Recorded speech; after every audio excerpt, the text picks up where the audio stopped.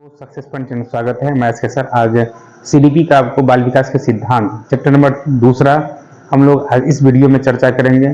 तो जितने भी विद्यार्थी हैं सक्सेस पॉइंट चैनल से जुड़ जाएंगे, ये आपको सबसे महत्वपूर्ण और सबसे सक्सेसफुल आपको बनाएगी।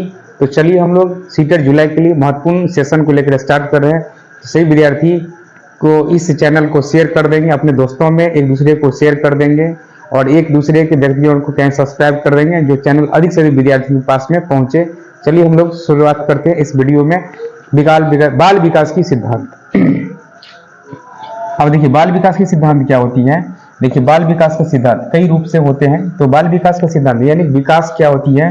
विकास जो कहा जाता है, विकास निरंतर चलने वाली प्रक्रिया होती है। निरंतर चलने वाली प्रक्रिया होती है, चलने वाली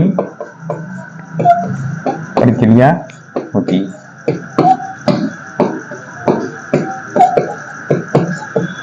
निरंतर चलने वाली प्रक्रिया होती है और निरंतर यह चलती भी रहती है। अब देखिए विकास के जैसे समान से विशिष्ट का सिद्धांत है, जैसे आपको परस्परता का सिद्धांत है, विकास की विभिन्न गति का सिद्धांत है, निरंतरता का सिद्धांत है, बाल विकास के व्यक्तिगत भिन्नता का सिद्धांत है, विकास की दिशा का सिद्धांत है, समान प्रतिमान का सिद्धांत है। ये सभी जो है हमारा सिद्धांत है। तो हम लोग इस सिद्धांत के अंतर्गत में सारे पार्ट्सों को पढ़ते हैं जो हमारी विकास के सबसे महत्वपूर्ण पॉइंट में मानी जाती है। तो हम जो हमारे सारे जो भाई लोग हैं, बहन लोग हैं, जो इसको वीडियो को जल्द से शेयर करेंगे, जो हम लोग अधिक से अधिक जनसंख्या में हमारे इस चैनल के माध्यम से आपको जुड़िए और आपको हम अच्छा तैयारी कराने की पूरी कोशिश रहेगी, आपको 100% रिजल्ट दिलाने का। तो हम लोग इसमें सेशन में हर चीज को पॉइंट को ध्यान रखना है। अब देखिए जैसे इसमें है एकीकरण का सिद्धांत। एकीकरण एक ऐसी सिद्धांत है, एकीकरण एक करके विकास क्रम का सिद्धांत, वर्तुलाकार का सिद्धांत, ये सभी जो है मुख्य रूप से हमारे सिद्धांत के अंतर्गत में आते हैं, जो सीडीपी में सबसे महत्वपूर्ण पॉइंट आपको मानी जाती है। देखिए नंबर 1 में है, आप लोग ध्यान देंगे। नंबर 1 जो है, नंबर 1 में जो दिया गया है, अब विकास के सिद्धांत के अनुसार हम एक बालकों की प्रेरणा की स्रोत है विकास की दिशा का सिद्धांत। देखिए विकास की दिशा, विकास जो होती है पहले सिर से पैर की ओर होती है। विकास जो पहले होगा सिर से पैर की ओर चलता है, यानी बच्चों का विकास होता है इस प्रकार से होता है। बच्चों के ये सिर का विकास हो गया और इसको कहेंगे हम लोग पैर का। तो इस प्रकार से विकास होती है।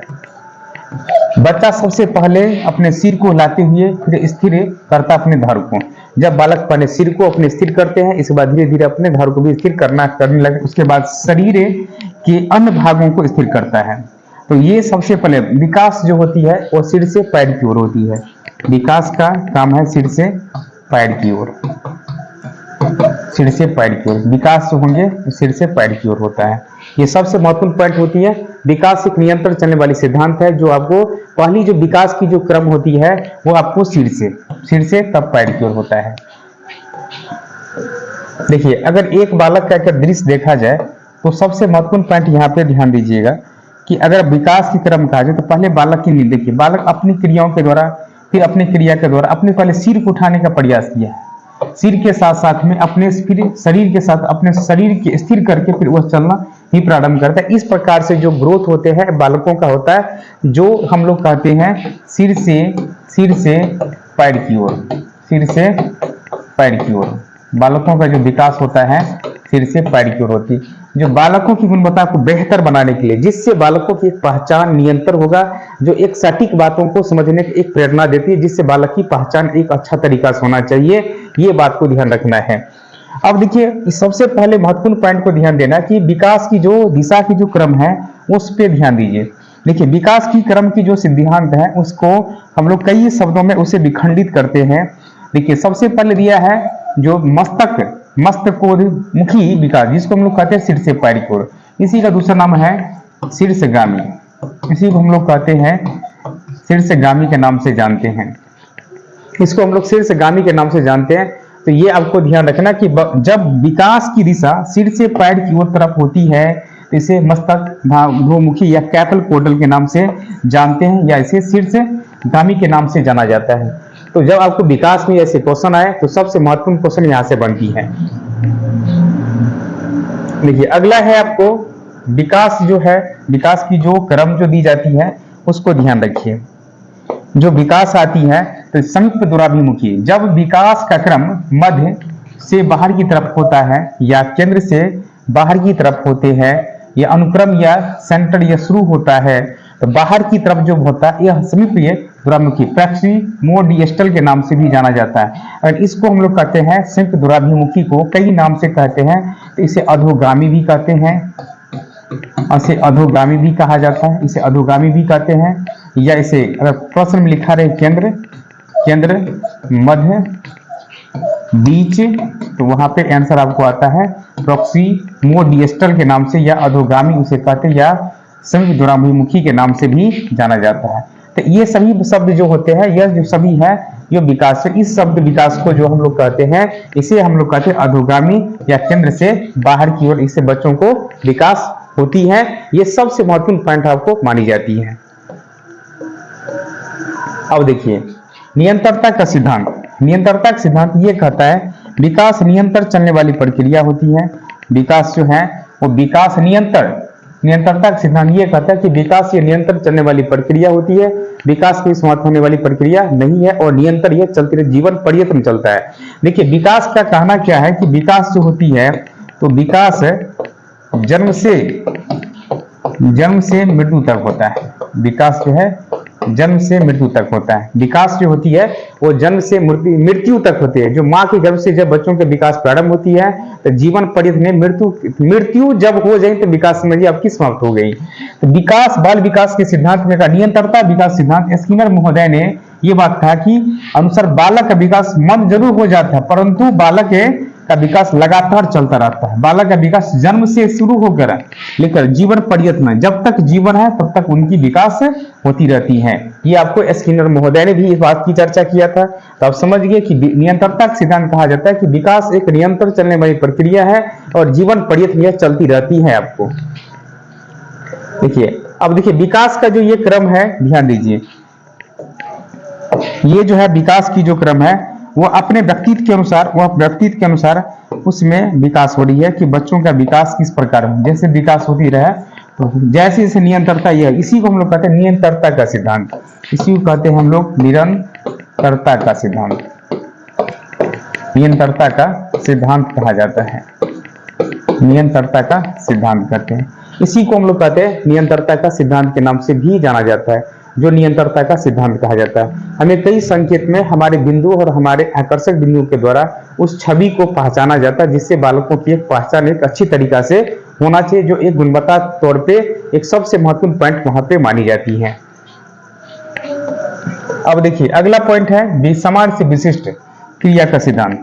देखिए अगर कहा जाए बालकों में समान से विशिष्ट की ओर होती है, विकास जो होता है सामान्य से विशिष्ट की क्रियाओं में, यानी विकास जो होता है सदैव सामान्य से विशिष्ट की ओर होता है, न कि विशिष्ट से समान होता है। विकास जो होता है समान से विशिष्ट की ओर होता है। विकास अगर पूछा जाए समान से विशिष्ट की ओर होता है। जैसे एक छोटा सा बच्चा अगर उंगली पकड़ के चलना या कपड़ों को पकड़ना सीख जाता है तो धीरे धीरे बाद उंगलियों से लिखना वो प्रारंभ कर देता है, तो उसे विशिष्ट गुण कहा जाता है। उसी को कहा जाता है विशिष्ट गुण।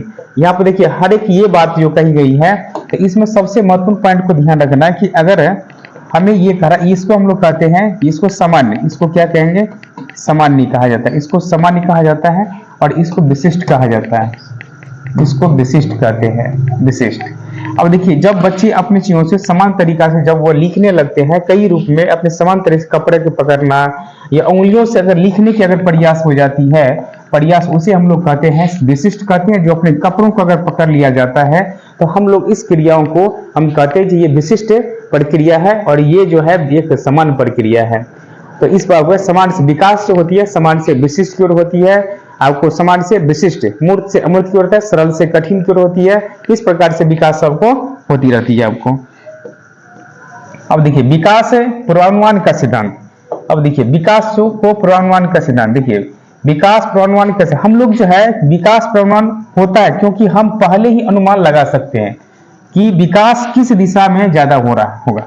विकास जो है सबसे ज्यादा किस दिशा में, हम अनुमान करते हैं कि हमें ये करना कैसे है। हम अपने आप को अनुभव करते हैं, अनुभव के अगर अनुमान लगाने की कोशिश करते हैं जो बालकों की विकास कैसा होना चाहिए वह किस प्रकार प्रवृत्ति की होनी चाहिए, उन बालकों में पहचान इस प्रकार से होने लगती है जिससे बालकों की पहचान एक से अधिक गुणवत्ता को बेहतर बनाई जाए, जिससे उसे और अधिक से अधिक वो चीज को समझ सकता है।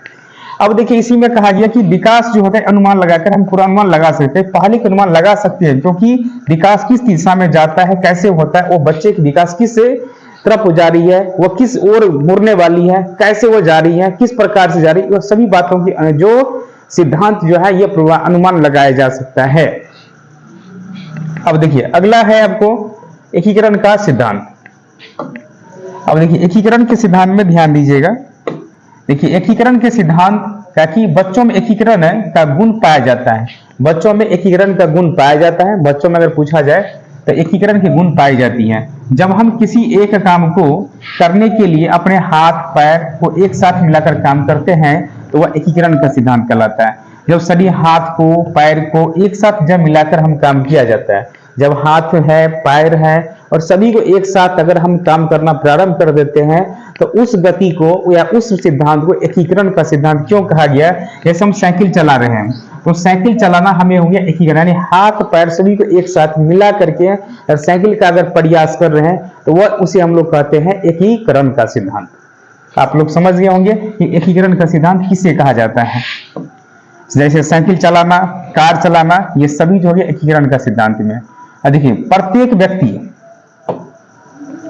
अगर कहा जाए, अब देखिए अगर कहा जाए व्यक्तिगत भिन्नता का सिद्धांत, प्रत्येक व्यक्ति एक जैसा नहीं हो सकता। बच्चों का विकास व्यक्तिगत भिन्नता से अनुसार चलता है। किसी में विकास से गति तेज होता है तो किसी में कम होती है, लेकिन विकास सबको निरंतर चलती है। विकास तो निरंतर चलती रहती है क्योंकि सभी व्यक्ति एक जैसा नहीं हो सकती है। किसी में ज्यादा हो सकता है, किसी में कम हो सकता है, लेकिन निरंतर आपको चलती रहती है। विकास जो है यह निरंतर चलती रहती है। विकास जो है यह रुकती नहीं, जीवन पर्यंत नहीं, ये चलती रहती है। इसीलिए कहा जाए विकास जो है एक निरंतर प्रक्रिया है जो कभी विकास होता है लेकिन किसी में मंद होता है, किसी में ज्यादा होता है। ये निरंतर आपको प्रयास चलती रहती है। अब देखिए विकास की बात कहा जाए तो ये विकास की गुण है, कोई मोटा है, कोई पतले, कई तरह के, छोटे, कोई लंबे है, हर तरह की विकास की गुण इसमें दिखाई गई है। अब देखिए अगला पॉइंट है आपको विकास की विभिन्नता गति का सिद्धांत।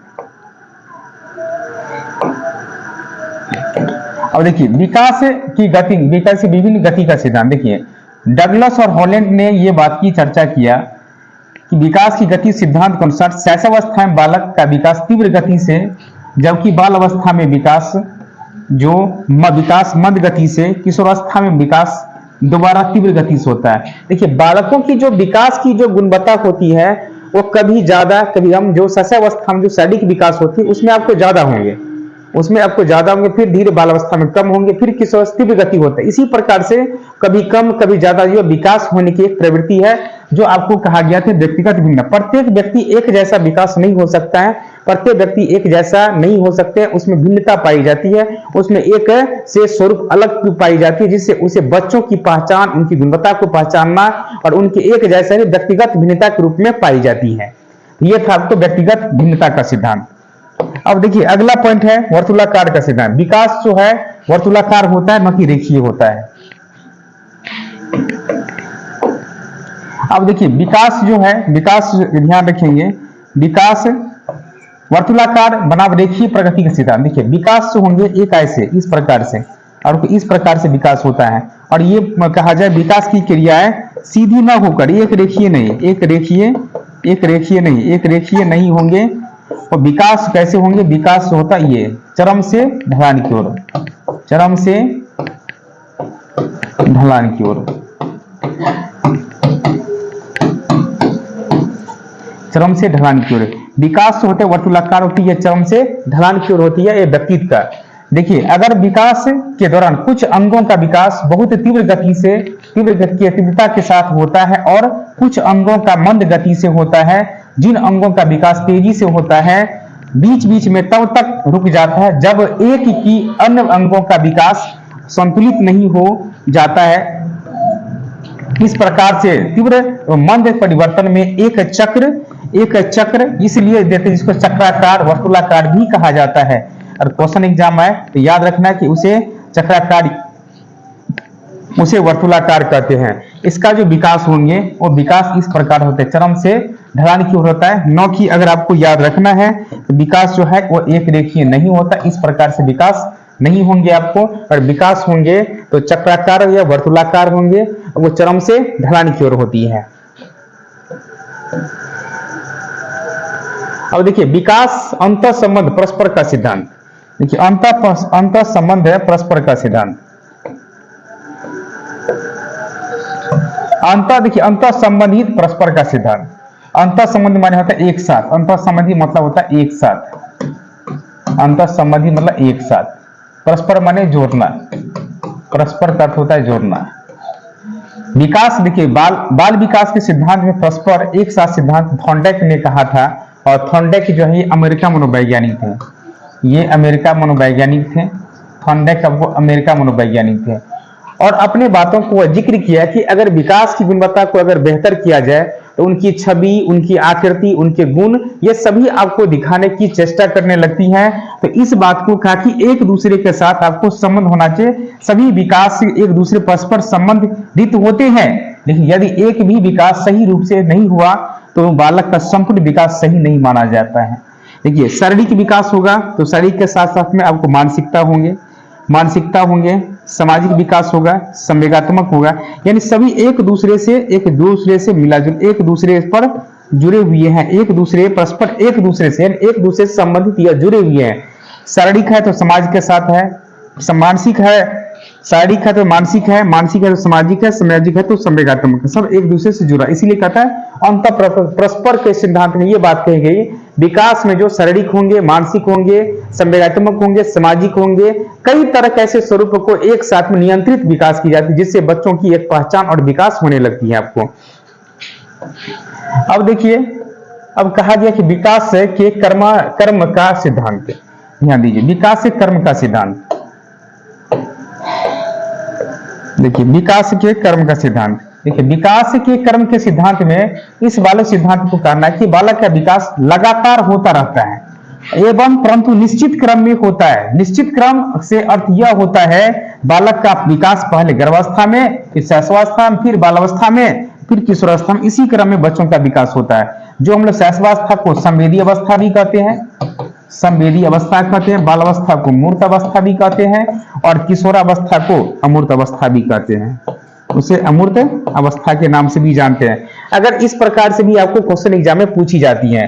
विकास क्रम के सिद्धांत के अनुसार बालक में भाषा एवं गामक मन देखना, सुनना, लटकना, यह सभी जो विकास है होता है, जो बच्चों में एक गामक यानी गत्यात्मक रूप से उसकी भिन्नता, उनकी स्वरूप, उनकी परिवर्तन सभी को दिखाई देने का जो विकास हो जाती है, वो सभी आ जाते हैं विकास के रूप में। अब देखिए अगली पॉइंट है, इसी में ध्यान दीजिएगा। अब देखिए यहाँ पे सबसे महत्वपूर्ण पॉइंट है कि अगर इस बाल विकास के सिद्धांत के अनुसार भाषा का विकास इस क्रम में होना चाहिए, सुनना, बोलना, पढ़ना, लिखना, इस क्रम में होना चाहिए, भाषा का विकास होना चाहिए। परंतु मोंटेसरी मारिया के अनुसार इसका क्रम सुनना, बोलना, लिखना तथा पढ़ना बताया गया है, लेकिन ये बात कहा गया, यानी ये मारिया मोंटेसरी इटालियन डॉक्टर थी और इस बात की भी जिक्र किया। ये सबसे महत्वपूर्ण पॉइंट को ध्यान दिया कि अगर व्यक्तित्व है तो अपने परिवर्तन है तो व्यक्तित्व है। ये बात की चर्चा करने के बाद इसके बाद आगे कहता है, देखिए अगला पॉइंट में देखिए समान प्रतिमान मॉडल का सिद्धांत, समान प्रतिमान मॉडल का सिद्धांत। देखिए अगर समान प्रतिमान मॉडल का सिद्धांत का, यह बाल विकास का सिद्धांत हॉर्लॉक महोदय ने दिया था, और इस सिद्धांत के अनुसार एक प्रकार की जाति विशेष का विकास एक समान होता है। देखिए ये इंडिया का है और ये दक्षिण अफ्रीका का है। देखिए जैसे जैसे उनमें विकास, जाति है, ये देश है, इन सभी के विकास जो है एक ही जैसा है, लेकिन देश अलग है। जिस वजह से कहा एक बालक भारत का है और दूसरा बालक अफ्रीका का, क्योंकि दोनों की जाति समान है, दोनों ही बालक हैं, तो दोनों का विकास एक समान ही होगा, चाहे उनका वातावरण अलग अलग क्यों न हो, तो एक जैसा नहीं, उसमें भिन्नता पाई जाएगी। तो ये सभी पाई जाती है आपको समान प्रतिमान के सिद्धांत के अंतर्गत में। अब देखिए विकास वंशस्त्र और वातावरण पर आधारित होती है। देखिए विकास सबसे महत्वपूर्ण क्वेश्चन आता है, अगर विकास की बात पूछा जाए तो विकास सबसे ज्यादा है अनुवांशिक और वातावरण एक दूसरे का गुणनफल होता है। देखिए वंशानुक्रम होंगे विकास के लिए तो वातावरण भी होना चाहिए, अगर वातावरण है तो विकास के लिए दोनों अति आवश्यक होती है। तो विकास के लिए सबसे महत्वपूर्ण पॉइंट है, अगर याद रखना है तो विकास के लिए आप याद रखिएगा, एक फॉर्मूले याद रखना है, ये जो है वातावरण प्लस अनुवांशिकता, इस दोनों गुणों को एक साथ ऐड किया जाता है, विकास के लिए सबसे महत्वपूर्ण योगदान मानी जाती है। तो याद रखना विकास जो है एक दूसरे के लिए आधारित है, जो विकास अनुवांशिकता के साथ साथ में वातावरण दोनों को प्रभावित भी करती है। विकास से बालक का विकास नहीं होगा, कई परिवर्तन होती है आपको। अब देखिए पॉइंट नंबर 13,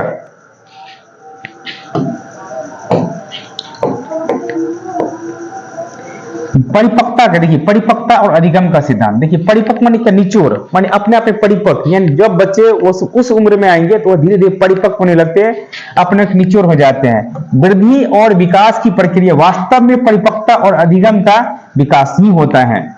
परिपक्वता से वृद्धि और विकास दोनों प्रभावित होता है। अगर परिपक्वता आप अपने आप को परिपक्व है यानी श्रेष्ठ है, तो उससे दोनों यानी वृद्धि और विकास दोनों आपसे प्रभावित होगा, और ये चीज होता है दोनों की गुणवत्ता के लिए। बालक किसी भी कार्य को करने में परिपक्वता ग्रहण कर लेता है, और यही परिपक्वता अन्य कार्यों को करने में बालक की मदद करती है।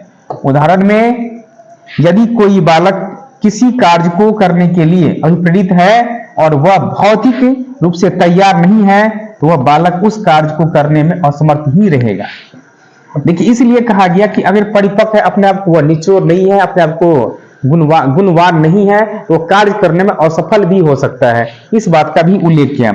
और उस बालक से अधिक आशाएं रखनी भी नहीं चाहिए, जो अपने आप में वो कार्य को अस्वरूप रूप से वह नहीं कर पाए, प्रेरित करने पर यानी फिजिकल क्वांटिटी के रूप में उसे मोटिवेट होना चाहिए, उनकी प्रैक्टिस होनी चाहिए, तब जाकर उस बच्चों को अपने कार्यों के प्रति उत्तरदायित्व हो सकती है आपको।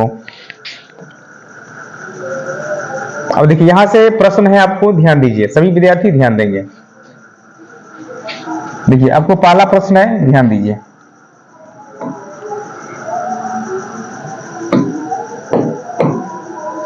देखिए विकास कभी न समाप्त होने वाली प्रक्रिया है, और यह विचार किससे संबंधित है?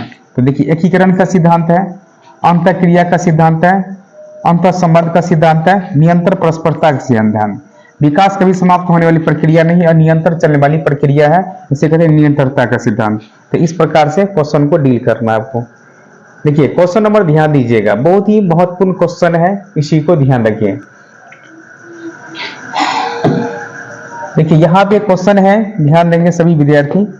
देखिए शरीर के केंद्रीय भाग से परिधियों माने परिधि माने क्या हुआ, उसके सेंटर यानी उसके सेंटर अग्र जो मध्य भाग की चरम सीमाओं का विकास दर्शाती है, उसे क्या कहते हैं? तो जब ये केंद्र मध्य हो गया तो कौन हो गया? प्रॉक्सिमोडियस्टल, जिसको हम लोग कहते हैं समीप दूराभिमुखी, इसको कहेंगे समीप दूराभिमुखी के नाम से भी जानते हैं, समीप दूराभिमुखी के नाम से भी जाना जाता है, याद रखिए। या उसी को हम लोग कह सकते हैं अधोगामी भी कह सकते हैं, इसे अधोगामी भी कहा जा सकता है, इसे अधोगामी के नाम से भी जानते हैं।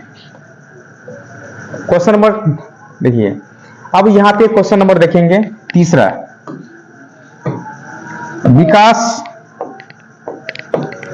विकास का सिर पदाभिमुखी दिशा सिद्धांत व्याख्या करता है कि विकास इस प्रकार से आगे बढ़ता है। तो सिर से पैर की ओर, पदाभिमुखी जब ये कहा तो क्या हो जाएंगे? सिर से पैर की ओर। तो हम लोग ने आज विकास के सिद्धांत के पूर्ण रूप से इस सेशन में पढ़े आपको। तो हम लोग इसी प्रकार से यहाँ तक इस वीडियो में आपको समापन करते हैं। आप विद्यार्थियों के लिए सभी को ढेर सारी शुभकामनाएं। आगे आप एग्जाम अच्छा से तैयारी करिए, बीपीएससी आपके सामने इंतजार कर रही है। सभी विद्यार्थी जुड़ जाएं और अधिक से अधिक मेहनत करिए, जिससे आपको बीपीएससी का भी बैच, आपको बीपीएससी 4.0 की बैच 16 मार्च 2024 समय जो रखा गया है, समय आपको 10 AM में है, 10 बजे से आपको चलेंगे। सीटेट का ऑफलाइन बैच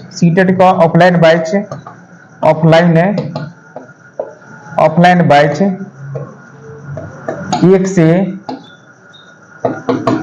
3:30 बजे तक, ये न्यू बैच आपको फ्रेश बैच है, ये भी स्टार्ट आपको 20 मार्च से होगा। 20 मार्च से यह क्लास ओपनिंग हो रही है।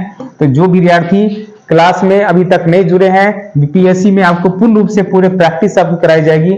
जो अगस्त में बीपीएससी होने जा रही है, जो अगस्त में जो एग्जाम होगा 4.0 का, उसके लिए आपको अभी से कमर कस लीजिए। आपके पास जो समय है आप उस समय में तैयारी करेंगे।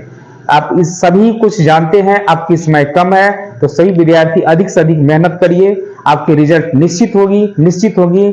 आज यही तक। आप सभी वीडियो में देख करके अधिक से विद्यार्थियों में शेयर करेंगे और अधिक से विद्यार्थी चैनल को भी सब्सक्राइब कर देंगे, जिससे विद्यार्थियों तक पहुंच सकते हैं। जय हिंद।